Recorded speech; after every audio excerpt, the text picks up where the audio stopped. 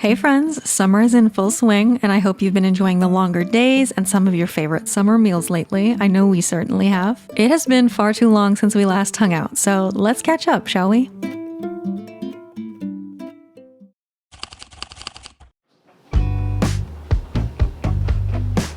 Okay, where to even begin? We are coming up on almost a year since we moved into this house, and we just decided to renew our lease for another year, which feels like a huge weight off my shoulders because we have spent so much of the past 4 years moving. We've lived in 4 different states over that time, and I'm just really glad that we get to enjoy a full summer without putting ourselves through all that chaos again. Now, on the one hand, moving so often has made it so that we haven't accumulated much junk. We're constantly decluttering. We're being super intentional about our purchases because we knew that anything we bought, we were going to have to pack it up and move it until we were more settled. So we were able to keep our space and our expenses pretty minimalistic over the years. Now, of course, the flip side of this is that we also haven't invested in a lot of the things that can make a house really feel like home. Since we finally decided to plant our roots here, at least for the next several years, it has been nice to finally be able to invest in some things that we really enjoy. And one of those things has been a new grill. Kind of sounds like I'm gearing up to announce a sponsorship, but no. We bought a grill. Years ago, we had a cheap grill that we bought from a friend, and we loved it so much. We loved cooking outside. We loved entertaining friends in our backyard in the summer and the early autumn. And then we ended up selling the grill when we moved in with my family in 2020. But we kept reminiscing about all of those fun times, and of course it wasn't really about the grill itself, it was just all the sweet memories we associated with it from the start of our relationship.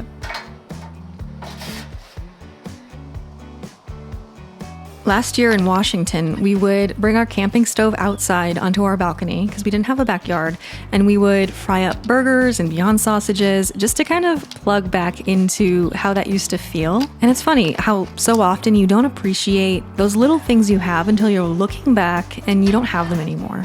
It's really easy to adapt to positive things and start to take them for granted.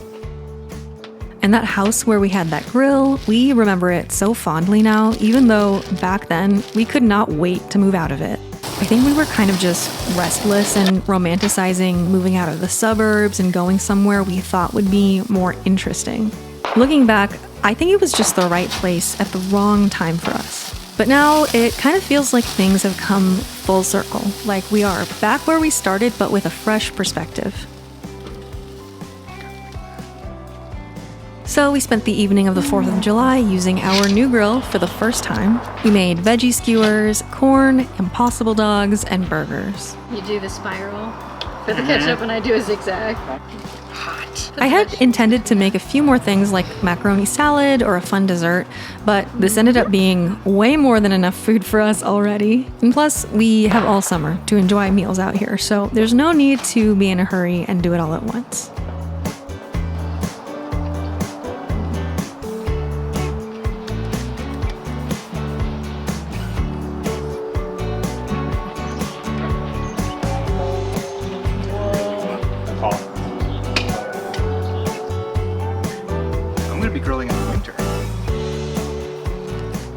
What's your favorite thing? As much as I love like the fresh corn, the marinated veggies, it's really hard to beat like a classic cheeseburger, and the Impossible and the Chow, perfect. All right, we're flipping the script. What is your favorite thing? I actually can't even decide. It's Really? all really good. It might be the vegetables and then the burger. I figured that might be the case. The vegetables are so good. Like they're so juicy and smoky. I love that you love them.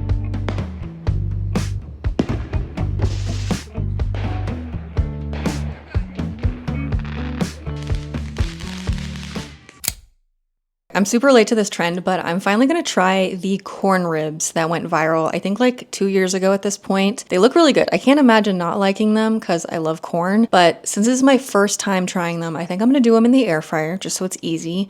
And then if we really like them, we'll make them again, maybe in the next video, and we'll actually grill them. The recipe looks pretty straightforward. I think the hardest part is literally just cutting the corn, but let's give it a try.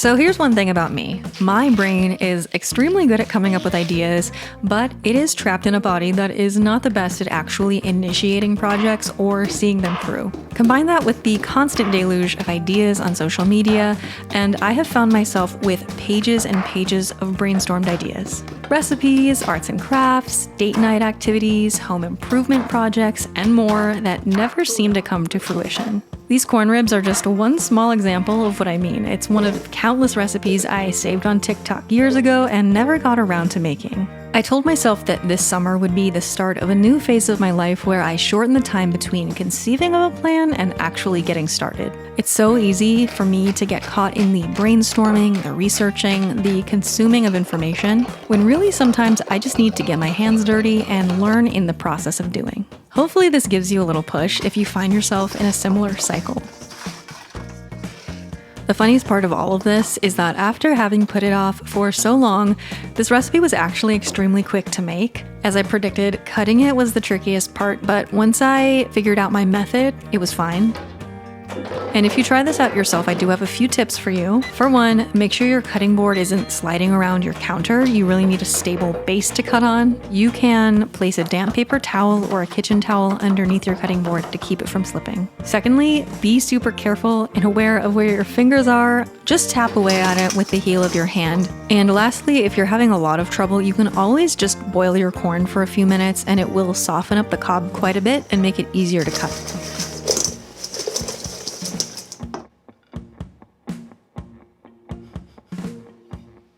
Taste test? Wow. Ready? Get right in here. Think. Mmm. It's really good. Mm-hmm. Oh, what a fun way to make corn. Isn't corn great in the summer? It's so good. Do you think it would be better if we grilled them? I think everything is better grilled. So, yes. But the air fryer is like the perfect application for this. You know, this is a great air fryer recipe. So easy too. Well, besides cutting it. This really is so satisfying. It is. It's really nice to eat. Well, where does this rank on your list of corn preparations? How many corn preparations do I even know? I mean, in my opinion, boiling corn and then putting butter and salt on it, like when you have good corn in the middle of summer, I don't know if it really gets better than that. I think that's always going to be number one. I mean, what else is there? Because I like popcorn a lot to snack on. Okay. All right, well. No, it's really good. And if you have an air fryer or a grill, you should absolutely make this. What do you think? I would make it again just because it's so satisfying to eat it like this. I give this a 10 out of 10. Cool. Approved. Success.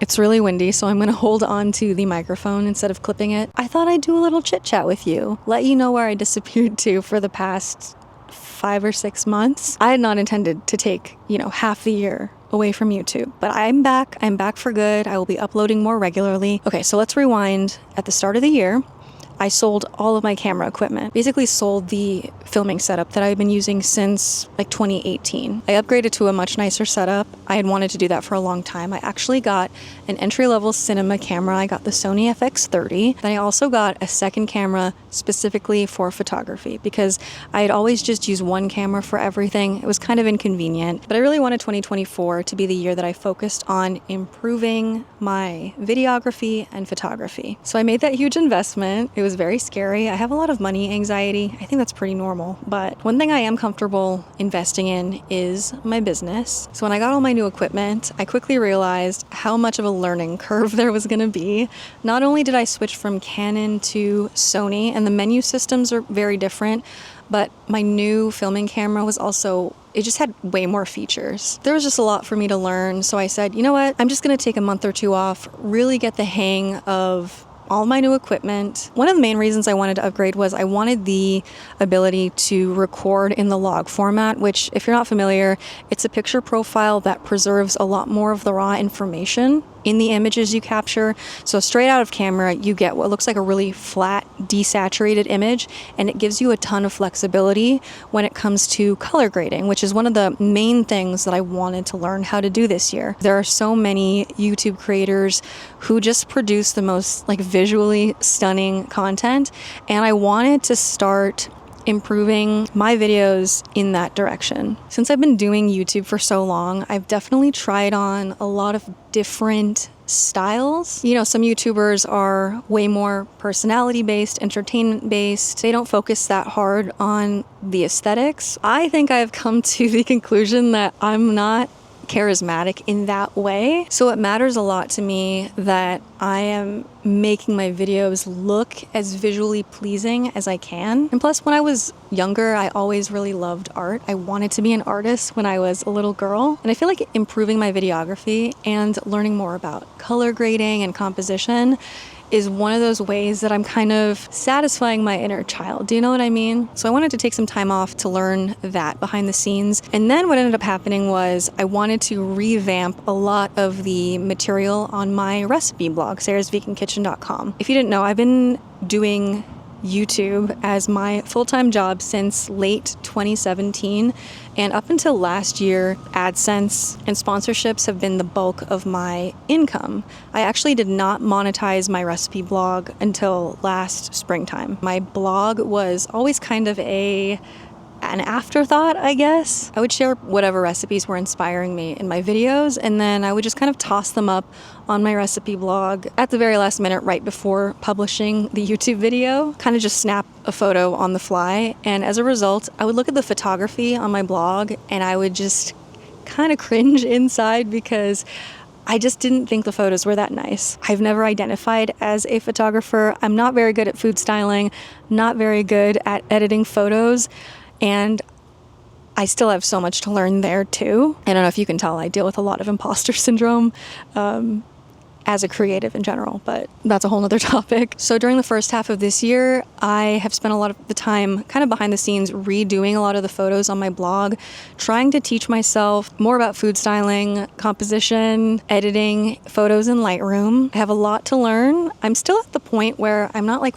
100% satisfied with the photos I'm taking and how I'm editing them, but it feels good to be moving in the right direction and learning more. So that's been my main area of focus for the first half of 2024.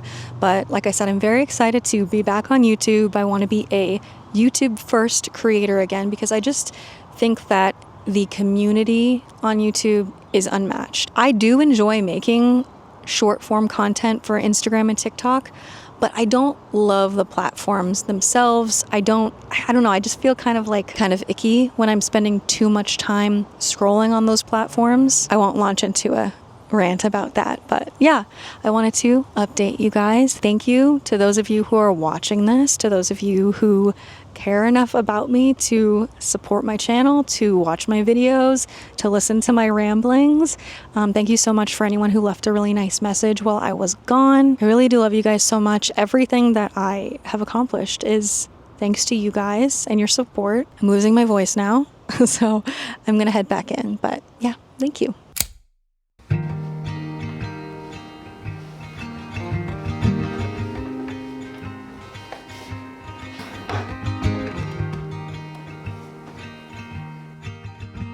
For whatever reason, I always seem to crave blueberry scones during the summer. I'm still in search of a recipe that I really love, so I try a new one pretty much every time. Today, I thought I would try a recipe from Broma Bakery with a few swaps to make it vegan friendly. And lately, I have to admit, I've been very reluctant to use the oven because the summer temperatures have been so hot. So lately, I've been using my air fryer instead whenever possible. It makes really good roasted veggies, really good crispy tofu, but I haven't really had the same luck making baked goods in the air fryer yet. So I waited for a cooler day when we were expecting a little bit of rain to finally bake up these scones.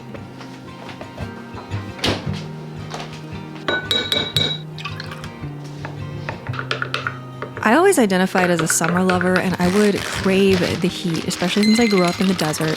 But honestly, lately, I feel like I've been preferring the transitional months of spring and autumn a lot more just because it's more comfortable to be outside. Spending time outdoors and going on hikes used to be one of our favorite things to do together, and I have to admit, I've been kind of beating myself up for not being more adventurous since we moved back to Colorado. Hiking and exercise in general hasn't been the biggest priority for me in about a year since I've just been more focused on my business. For exercise, I've mostly been just going on walks to keep my mental health in a good space. I haven't really had any big like strength goals. I know it's really common to compare ourselves to past versions of ourselves and then to fixate on the things that we've lost instead of how we have grown or progressed. Although in so many ways life lately is feeling better and more stable than ever, there's still that nagging part of me that says, well, you used to be way more fit or more adventurous, why can't we be like that again?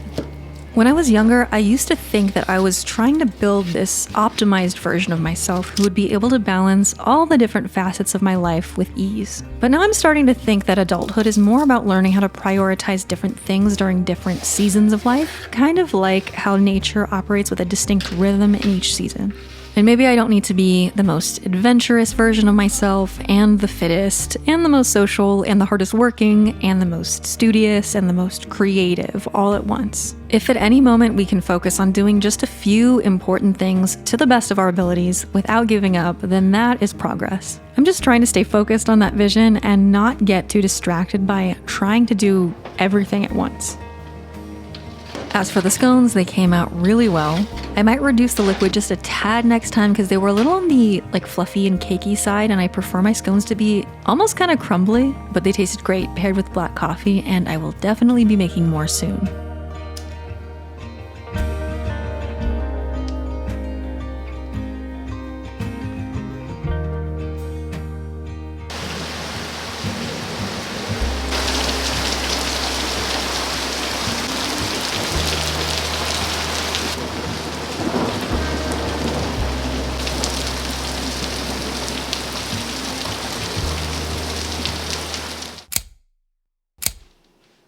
So I have two foodie packages I thought we could unbox together. First one is from Graza. They make my favorite olive oil of all time. So they have their sizzle olive oil, which is good for cooking.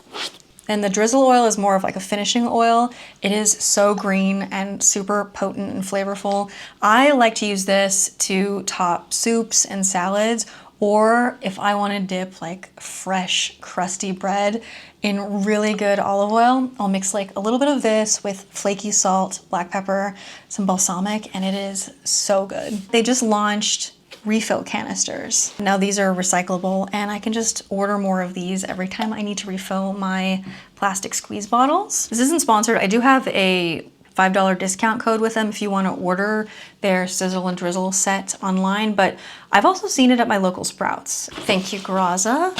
So this is from Soom. They make my favorite tahini. I go through this so quickly. I must have gone through like a dozen of these large containers over the past year because I use them in almost every single salad dressing I make just to make it creamy. And I also really like using it to thicken soups and stews when I don't want to make cashew cream from scratch. It works exactly the same. It just has a little bit more flavor than the cashew, not as neutral. But I usually just get Soom from Amazon. The reason I'm obsessed with this tahini is because one of my least favorite things in the world is when it has separated and there's like a hard clump at the bottom and you have to like spend 10 minutes stirring it back together. This one, I have literally just opened it.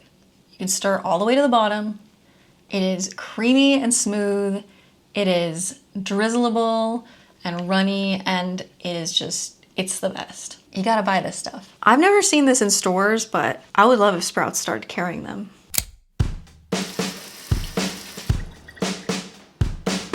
I thought I would wrap this video up with one of my favorite meals that I have made in recent times. One of the things I really miss since going vegan is the ability to just pop into any sandwich shop and order a fat sandwich with a cup of soup on the side. Growing up, my family didn't do a lot of takeout, but anytime we would order sandwiches, I would be so stoked. I love sandwiches. But I don't make them very often because the kind of sandwich I like has so many ingredients, and sometimes it just feels like way too much work, way too much cleanup. But I finally decided to make some big grinder-style sandwiches for us, along with some roasted tomato soup to enjoy on the side. I just feel like this combo is the epitome of summer. I think this may have been one of my favorite batches of tomato soup I've ever made because I kept the ingredients really simple. Usually I add a bunch of herbs and I'll add chicken style bouillon to my soups, but with this one, I just really let the flavors of the tomato and the garlic and the basil shine through. I roasted my tomatoes, and in the meantime, I cooked onions in olive oil until they were just beginning to caramelize before adding some garlic. Then I pureed the roasted tomatoes with the onion and garlic, poured that back into the pot, and then just added enough water to rinse out the blender along with plenty of salt. The tomato flavor was so concentrated in this soup and it was really delicious. Then for the grinder, I bought a huge loaf of Italian bread. I haven't been baking a lot of my own bread since summer began just because, you know, the oven, but I hope to start again.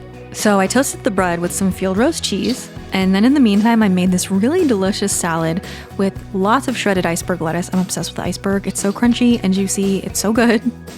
Red onions, pepperoncini, sliced black olives, violet parmesan, red wine vinegar, olive oil, mayo, garlic powder, black pepper, and some Dijon mustard. See what I mean? It's too many ingredients to make this all the time. Just give all that a good toss, and then that gets piled onto the sandwich along with your deli slices.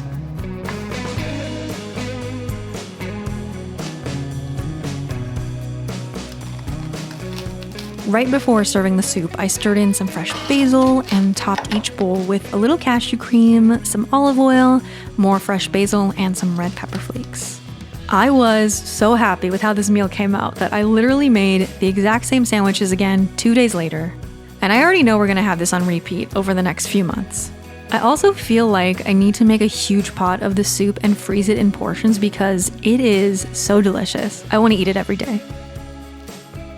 And with that, I'm gonna wrap up today's video. Thank you guys so much for watching. I am super excited to be back on YouTube, and I will see you again very soon. Bye.